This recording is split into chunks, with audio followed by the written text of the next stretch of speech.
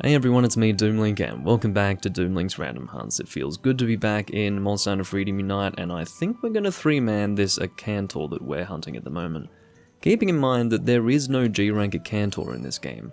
There is technically a G-rank Akantor, it's an event quest, but he doesn't actually give you G-rank Akantor materials, and the reason why is because Akantor was the final boss of Monster Hunter Freedom 2. Whereas the final boss of Monster Hunter Freedom Unite was Akantor. So basically, Akantor is the high rank monster, Akantor is the G rank monster, but I will say that even though this is a high rank monster that we're fighting right here, he's still kind of annoying. And it's actually working out that we're watching the cutscene, although... Oh, I forgot to bring coatings, that sounds about right. Doomlink forgetting to bring coatings, that is absolutely ordinary. Doesn't matter what game he plays, he doesn't know what the hell he's doing, evidently. Feels very strange to play this, and it feels very strange to say that. I suppose the reason why is because I have thrown another game into the mix these days as far as my monster hunting is concerned, and that game is 4 Ultimate. So for the most part I've been going back and forth between 2 different 4th generation games, the games in question being 4 Ultimate and Generations Ultimate.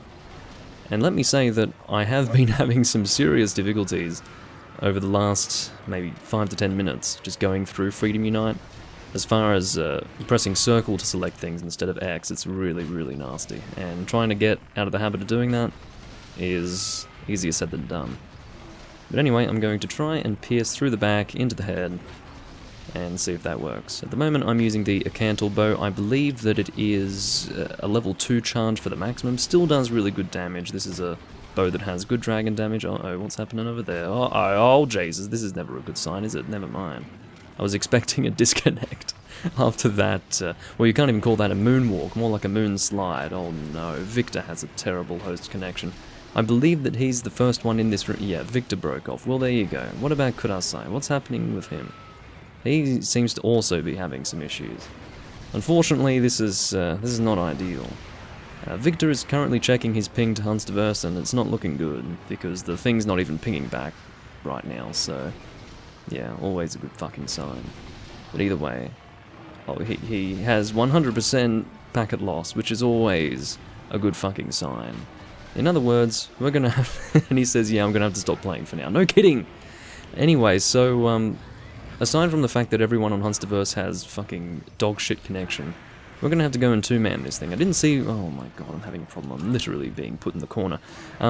I do believe Kudasai is doing some good damage. He's using the... yes, he is indeed using the Copper Blangong, the longsword, which is very good for raw damage. And because this is only a high-rank monster, I mean, I say only a high rank, he's still pretty strong, but I'm thinking that with both of us having G-rank loadouts here, we should be okay to 2-man this thing. I wasn't exactly going for that as my first hunt back in Freedom Unite for a while, but you gotta take what you're given sometimes. Kudasai is having a bad time as well, as you can tell. He can easily get comboed, so he's hoping he doesn't die. He seems to be alright. But yeah, it feels very comfortable to use the bow here for the simple reason that I do opt for triangle to charge and shoot with R to aim. And keeping in mind that that's not actually what most people do in 4th and 5th generation Monster Hunter, but because that is what I do, it feels very comfortable to come into this game, which is a much older game, 2 generations behind the one that I've been playing most often. And yeah, using the bow actually is not uncomfortable at all. Operates in very much the same way, except it's slightly less, there's less that you can do with it. No power shots, nothing like that, no arc shot even.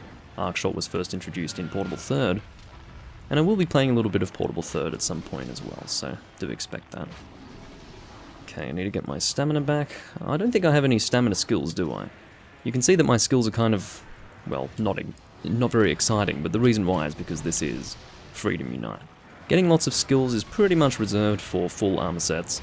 Most mixed sets will not give you more than 3 skills. Some will give you more, but basically if you are choosing very specific skills to have as a mixed set in this game, you won't have too many of them. What it comes down to is you sacrifice the number of skills that you can have overall, 4 skills that actually do things that you want to have done. And the reason why that sacrifice is made is because sometimes full armor sets just don't give you what you want. For example, I wanted Oh shit, again, you can see that I'm using circle to make my selections. I wanted focus, I wanted pierce up, and I also wanted to give my bow potential for dealing critical damage. So I had to make this set to do that. It's just the way it is. I was going to make a point about something else, but I've forgotten it now. Either way, yeah, I don't know. It's really annoying when you had a thought and you just lose that thought. This is also the same arena in which you fight Crimson Fatalis, I will mention. It's kind of an annoying arena, but it's a whole lot more annoying for Akantor because he runs around a lot. And he doesn't care about any... Like, for example, this path of lava right here, that is not something that we can traverse. So if he runs across that, we can't exactly pursue him properly. And you can also end up backed against it, or backed up against it. I didn't want to say up twice, that's why I didn't say that, but anyway. I would like to break that face, yeah, unfortunately he's running at me, there's not much I can do. Use absolute evasion, Doomlink, or absolute readiness, whatever you would prefer. But, no, of course that's not an option available to me, and it feels good to not have that as an option that's available to me. The best way to experience Old Monster Hunter is to not handicap yourself intentionally in the newer games, it's instead to play the older Monster Hunter games, and I don't think that is so much of a revelation, at least for you guys, hearing that from me. Doomlink, you are so wise, yes. Clearly not. Clearly that's obvious. And you know what?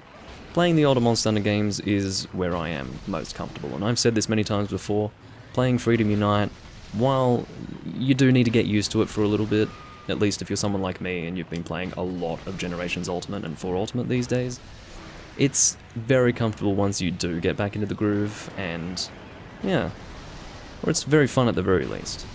I will say that definitely the weapons do feel less comfortable, I can't deny that, but the experience of having things more simple as well. Generally, weapon discomfort comes down to the lack of, let's say for example, with the hammer you can't really chain your combos properly, things like that. The bow still feels fine, but weapon types like the hammer especially do not feel nice. But there's also, there's beauty in simplicity, and that element of it makes it enjoyable for me.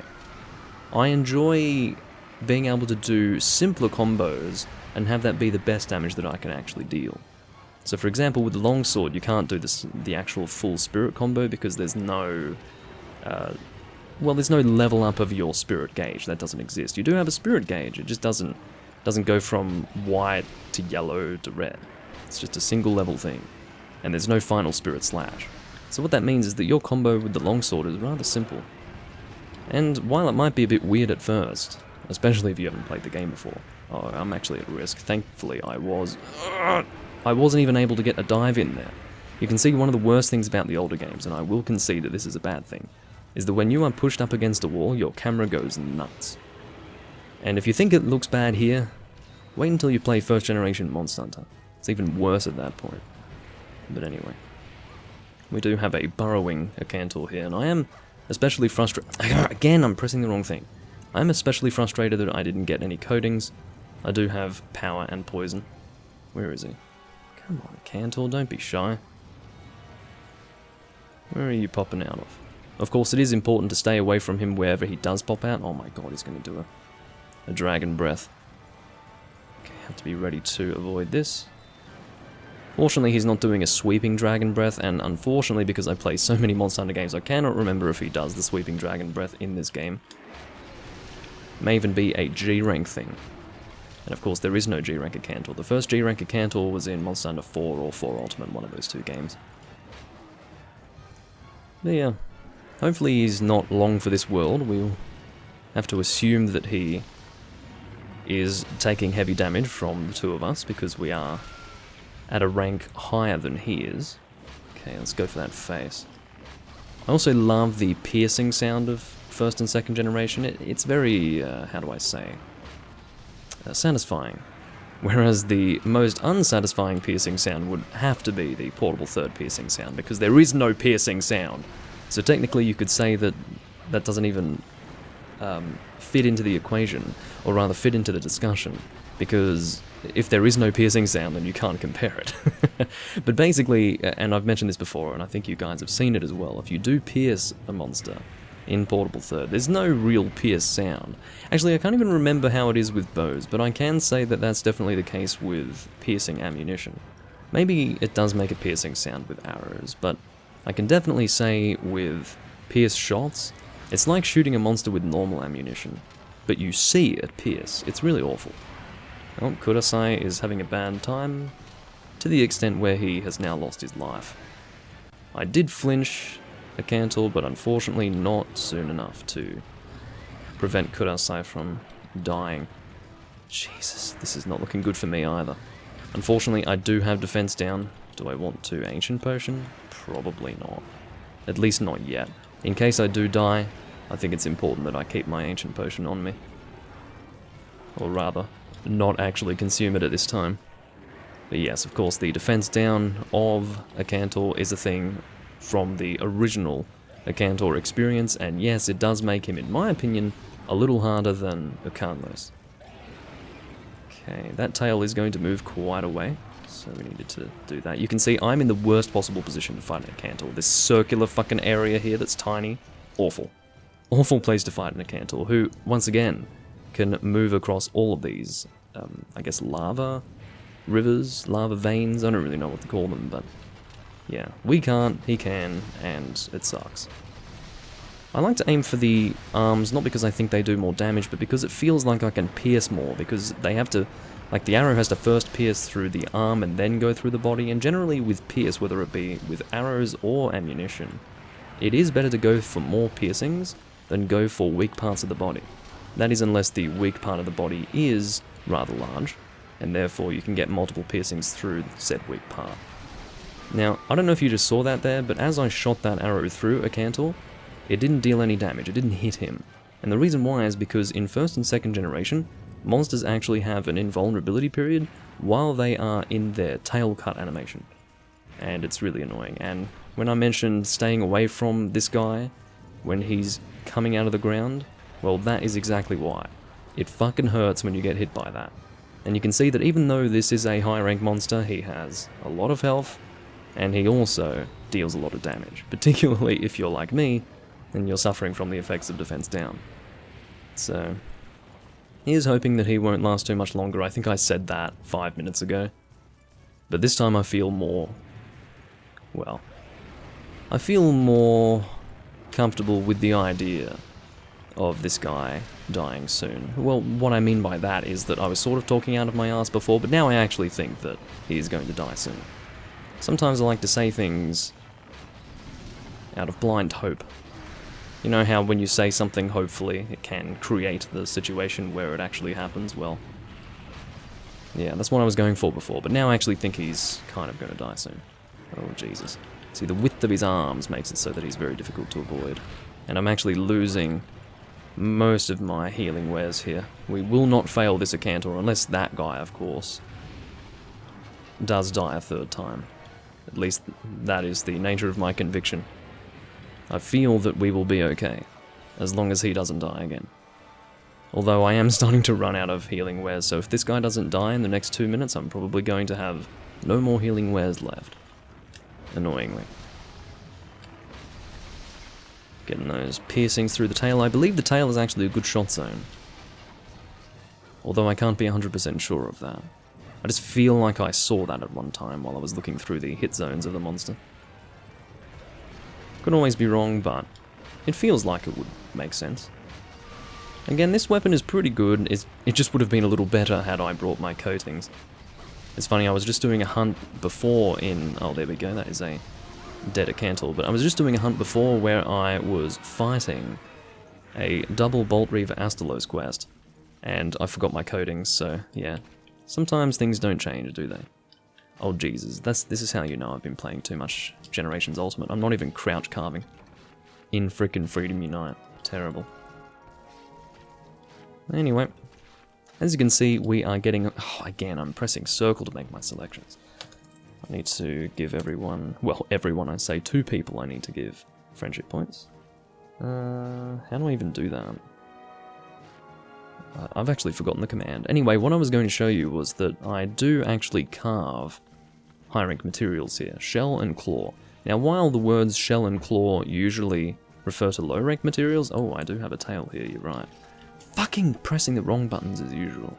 This guy was so fucking frantic in his pinging of me that he was swinging his sword around unintentionally, which was kind of funny. I think it's F. No, I can't remember the command to give friendship points. Anyway, I'll remember soon. Regardless, that was an Akantor hunt, and we're probably not going to do another one of those for a little while, because Akantor is something that I've hunted quite a lot in this game. Oh, I was saying that, yeah, these material names sort of indicate that it's a low rank material, but with certain monsters, and they're always monsters that don't have low rank versions, they can have those words to refer to their high rank pieces. Anyway, I'll see you guys in the next hunt.